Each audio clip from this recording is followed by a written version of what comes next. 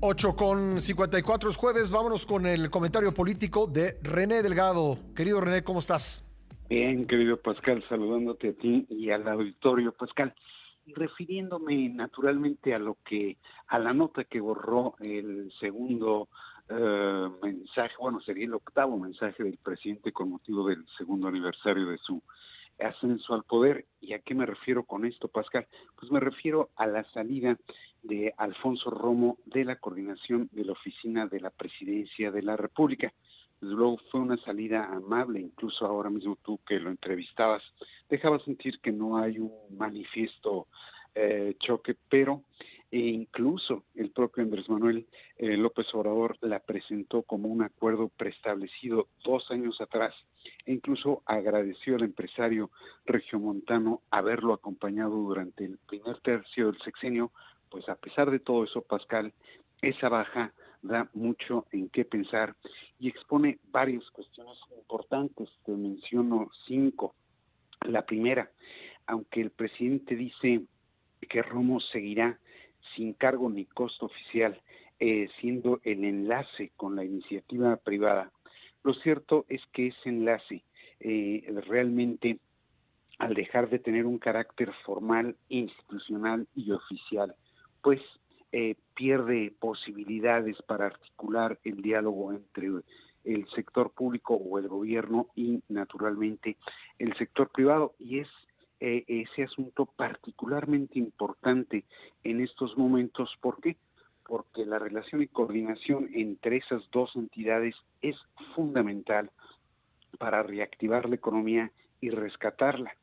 La segunda cuestión, Pascal, la salida del ingeniero, a quienes seguramente a un buen número de empresarios lo veían como una suerte de picaporte o cuando menos de interlocución en la presidencia de la República, sin duda a esos empresarios va a causar decepción, porque pues han perdido la puerta de entrada y si no, cuando menos el número telefónico o el contacto con el que podían tratar algunas de las diferencias que tienen con el propio gobierno.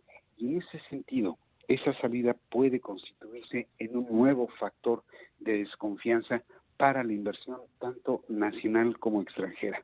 La tercera, Pascal, políticamente esa baja en la presidencia va a restarle simpatías al Ejecutivo por parte del sector del electorado, que viendo pluralidad primero en lo que fue el equipo de campaña y viendo pluralidad después en lo que fue el gabinete, pensaron que esa riqueza era garantía de moderación y equilibrio en el gobierno. Y en ese sentido, las salidas de Carlos Ursúa, de Germán Martínez, del Seguro Social, de Jaime Cárdenas del INADEP, son signos de que se está perdiendo dentro del gabinete aquellas voces que de algún modo equilibraban o moderaban y buscaban el centro en las decisiones presidenciales. Y en ese sentido sería absurdo pensar que los grupos más radicales y radicales del López Obradorismo puedan ganar espacio o estén ganando espacio dentro del propio gobierno. La cuarta cuestión, Pascal, si la baja de Alfonso Romo se traduce en el síntoma del empoderamiento de estos grupos dentro del propio morenismo, sin duda se va a perder parte de la base social que tiene el propio presidente, una baja en su número pobre si se quiere, pero en su importancia dentro de la economía delicado. Y quinto, Pascal, y eso fíjate que lo pensaba anoche, pero después de oír hoy al propio presidente me desconcierta. Acá parte de lo que podría importar muchísimo sería ver quién sucede a Alfonso Romo en la oficina, porque el perfil de ese nuevo colaborador naturalmente permitiría de algún modo confirmar o rectificar lo que estoy yo diciendo Ajá. sobre la base de saber quién se va a encargar de la oficina de la presidencia. Pero para mi sorpresa, el presidente dice que no se requiere, que se va a ahorrar, y bueno, pues quizás sí se ahorren, diría yo, unos centavos.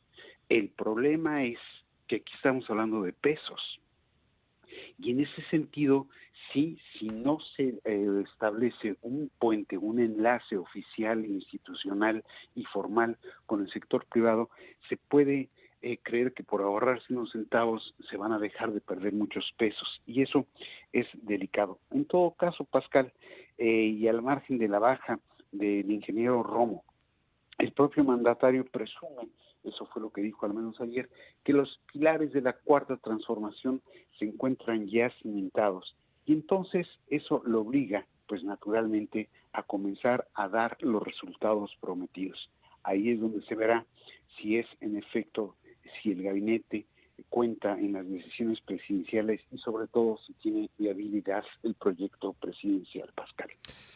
Sí, llamó mucho la atención efectivamente esta declaración del presidente hace unos momentos porque por un lado, pues Alfonso Romo, en su condición de coordinador o jefe de la oficina de la presidencia, se había convertido en los hechos en el enlace con el sector privado, pero pues también tenía alguna razón de ser la oficina de la presidencia. Es decir, no habrá enlace formal con el sector empresarial y tampoco habrá oficina de la presidencia.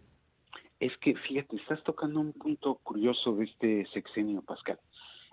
El cargo no necesariamente limita la función, Ujú. ¿sí? Entonces tenemos un canciller que se encarga de vacunas, que se encarga de la migración, que se encarga de múltiples asuntos distintos a la diplomacia. O sea, ha sido expandida sin ninguna modificación legal la función de ese secretario de Relaciones Exteriores. Y en otros casos ha sido disminuida. En el caso de Alfonso Romo, la oficina de la Presidencia de la República estaba prácticamente destinada a ser la ventanilla por donde se podían expresar los empresarios o el sector privado.